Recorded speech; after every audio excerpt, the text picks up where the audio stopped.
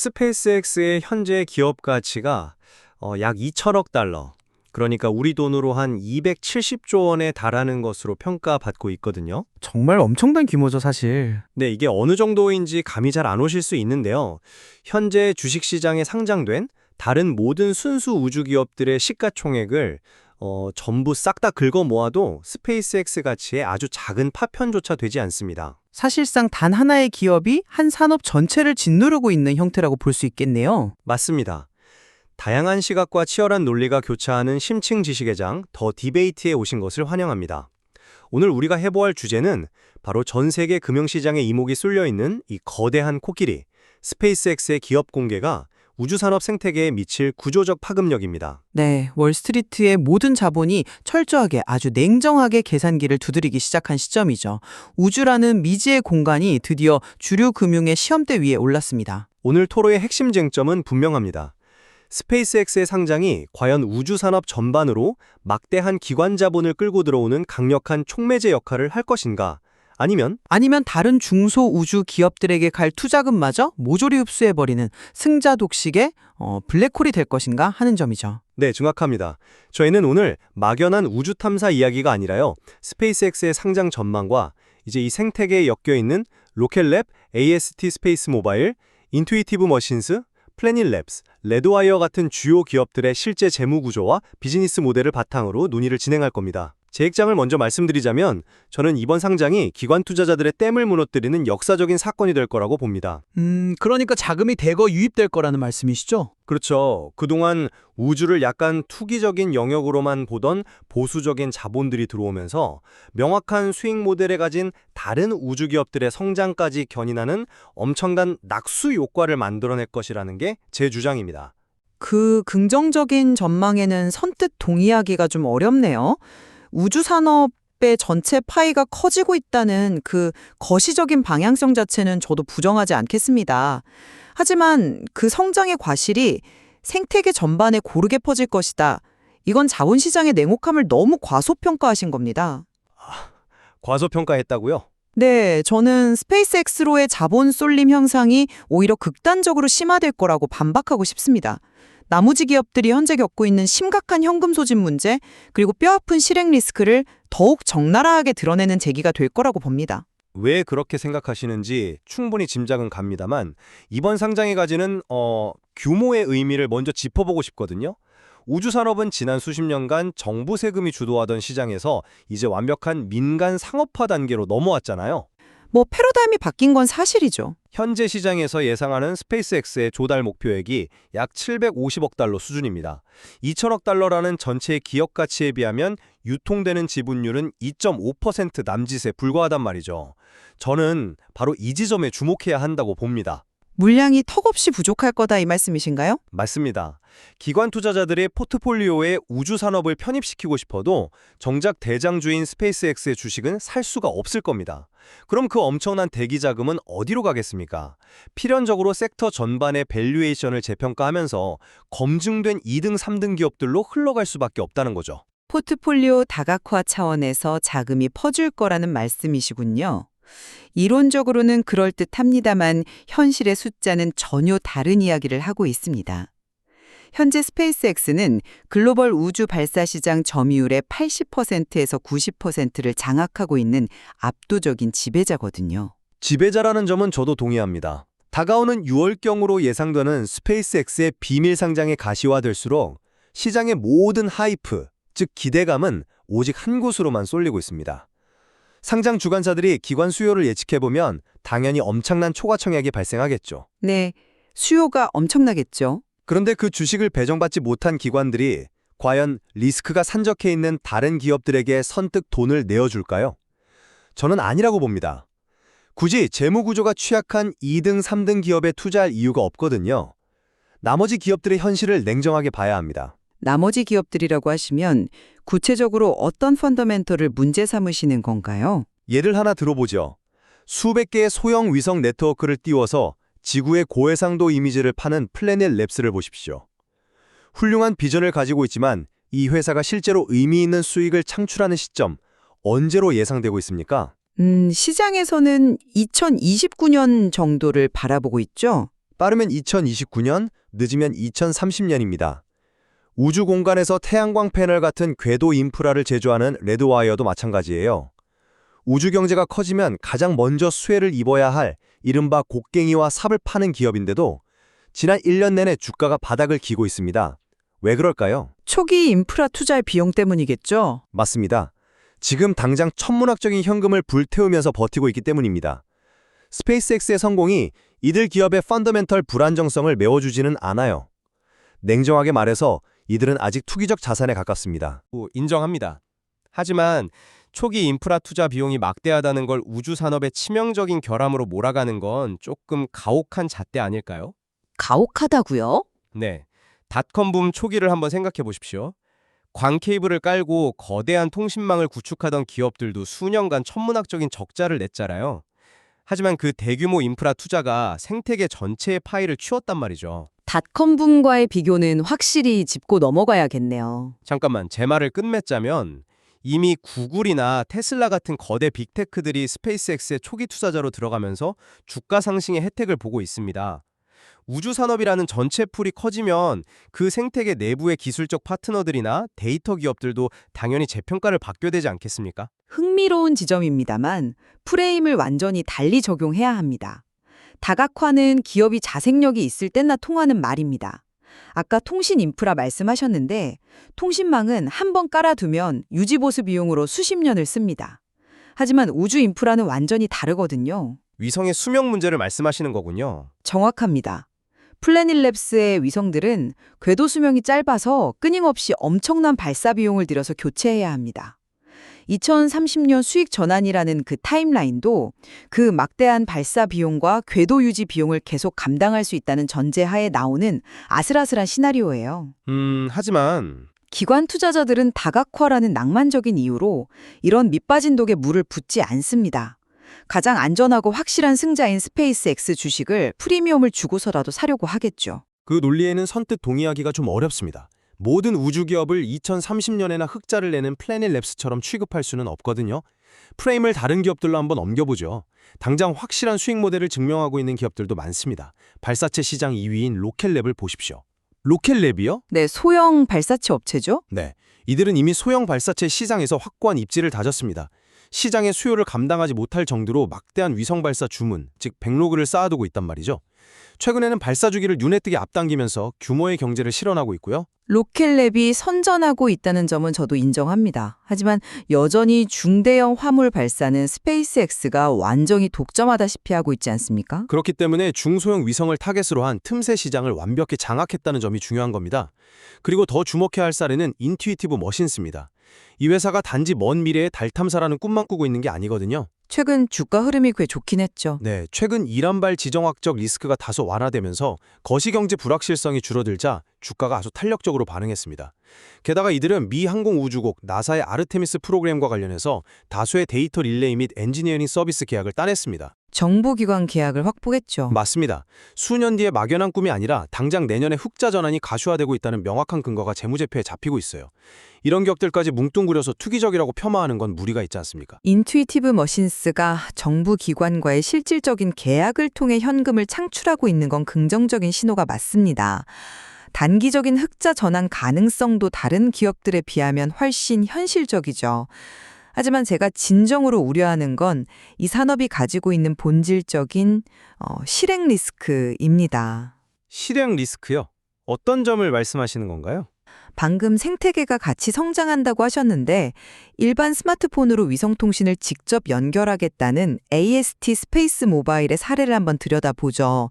이 회사는 그 혁신적인 아이디어 하나로 지난 1년간 주가가 300% 이상 폭등했습니다. 통신 사각지대를 완전히 없애겠다는 정말 엄청난 비전이죠. 비전은 훌륭합니다. 하지만 이 기술이 어떻게 작동하는지 그 이면의 물리학을 살펴봐야 하거든요. 스마트폰의 약한 신호를 우주에서 잡기 위해 이들은 지구 저궤도에 무려 700제곱피트, 그러니까 대략 테니스장만한 거대한 안테나를 접은 채로 쏘아 올린 뒤에 우주 공간에서 쫙 펼쳐야 합니다. 네, 기술적 난이도가 상당하긴 하죠. 이 엄청난 크기의 구조물을 궤도에 배치하고 오류 없이 전개하는 과정은 그야말로 살얼음판을 걷는 일입니다. 만약 궤도 안착에 실패하거나 안테나가 제대로 펼쳐지지 않는 기술적 지연이 단 한 번이라도 발생한다면 어떻게 될까요? 기대감으로 쌓아 올린 주가는 순식간에 폭락할 겁니다.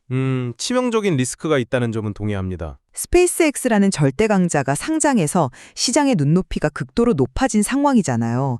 투자자들은 이런 개별 중소기업들의 치명적인 실수나 기술적 지연을 조금도 용인하지 않을 겁니다. AST 스페이스 모바일이 안고 있는 물리적 실행의 난이도에 대해서는 저도 충분히 인지하고 있습니다.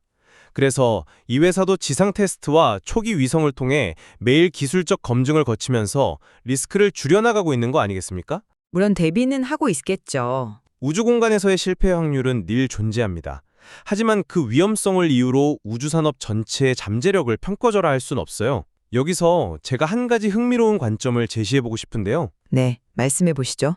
방금 AST 스페이스 모바일을 비롯해서 플래닛 랩스 같은 기업들의 약점을 지적하셨지만 이들 비즈니스 모델의 본질을 우주 발사가 아니라 데이터와 서비스로 바라보면 어떨까요? 데이터와 서비스 기업이라는 말씀은 어떤 의미이신지 구체적으로 설명해 주시죠. 우리가 매일 사용하는 스마트폰의 운영체제와 앱 생태계를 떠올려 보십시오. 애플의 iOS나 구글의 안드로이드가 모바일 생태계에 거대한 고속도로를 깔고 인프라를 독점했죠. 앱 개발자들로부터 통행료도 꼬박꼬박 받아갔고요. 네, 흔히 말하는 플랫폼 수수료죠. 맞습니다. 하지만 그 플랫폼 독점이 그 위에서 돌아가는 앱 생태계의 가치를 파괴했습니까? 오히려 우버, 에어비앤비, 인스타그램 같은 수십조 원 단위의 서비스 기업들이 탄생할 수 있는 완벽한 토양을 제공했잖아요. 우주 산업도 똑같은 메커니즘으로 작동할 겁니다. 스페이스X를 플랫폼으로 보시는 거군요. 정확합니다. 스페이스X의 팔콘 9 발사체는 이 시대의 우주로 가는 고속도로이자 운영체제입니다. 플래닛 랩스가 기후관측 데이터를 팔던 AST가 위성 5G 통신망을 서비스하던 이들의 본질은 스페이스X라는 고속도로 위에서 부가가치를 창출하는 앱인 셈이죠. 비유가 아주 매력적이긴 합니다. 스페이스X가 발사 인프라를 독점하고 상장을 통해 덩치를 키울수록 우주로 가는 운송 비용은 더욱 저렴해질 거고요. 그 위에서 상업적 비즈니스를 영위하는 서비스 기업들의 마진은 오히려 극대화될 수 있습니다. 이건 승자 독식이 아니라 완벽한 공생구조라는 거죠. 스마트폰 앱 생태계에 비유하신 건 아주 흥미롭고 훌륭한 접근입니다.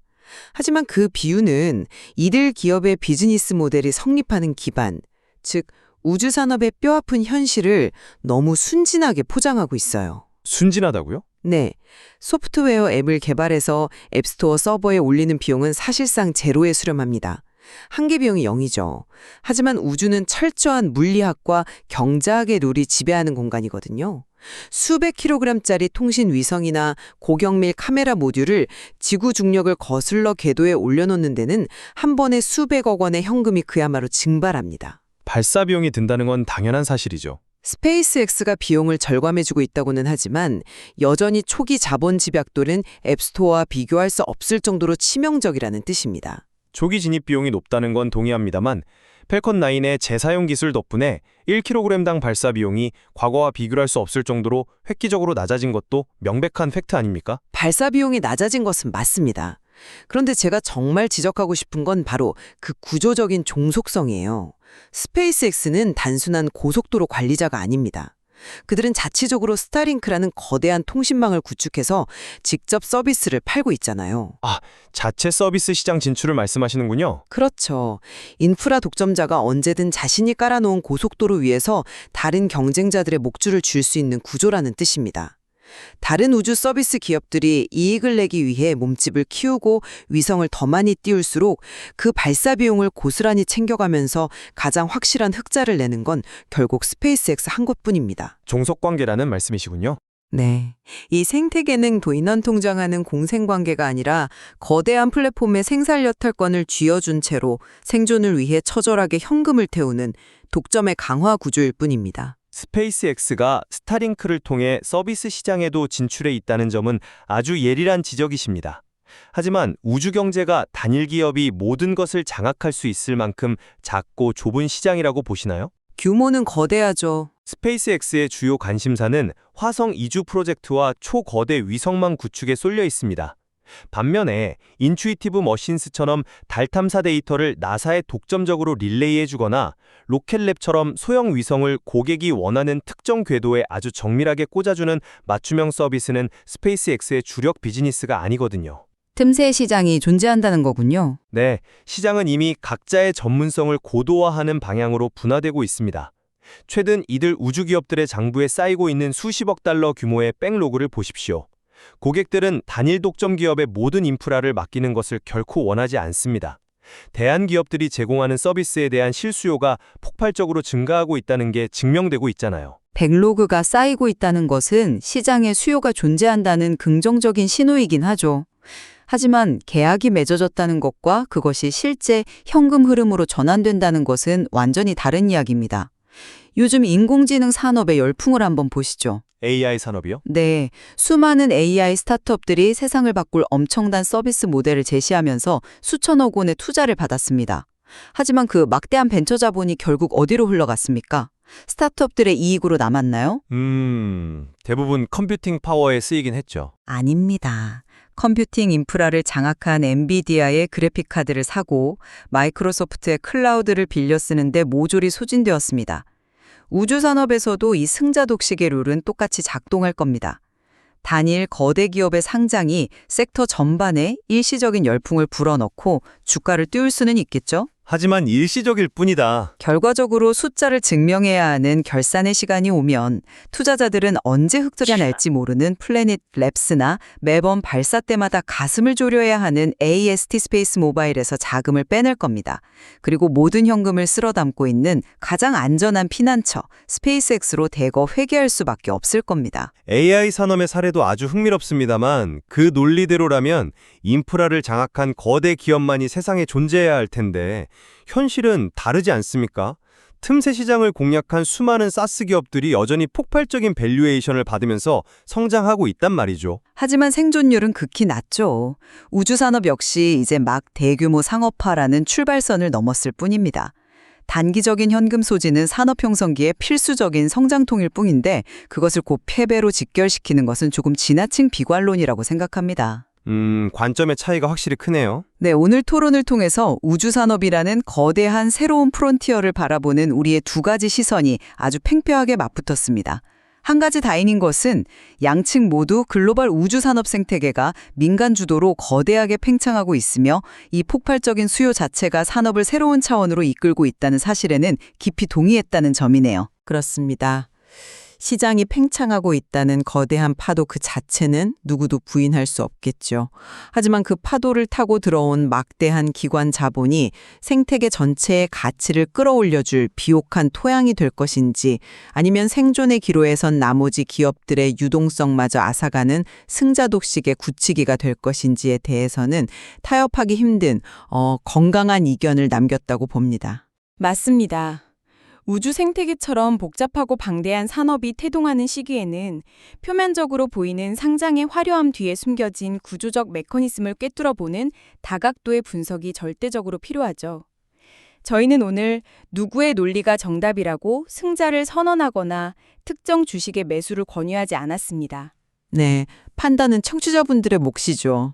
다만 이 시간을 통해 청취자 여러분께서 플래닛 앱스나 레드와이어 같은 개별 기업들의 험난한 수익 창출 타임라인, 스페이스X라는 거대 인프라에 대한 구도적 종속성, 그리고 우주 자본 흐름의 본질에 대해 한 걸음 더 깊이 탐구해 보시기를 권할 뿐입니다. 탐구할 거리가 무궁무진한 분야니까요. 자, 그럼 다시 처음의 질문을 던지며 마무리하겠습니다.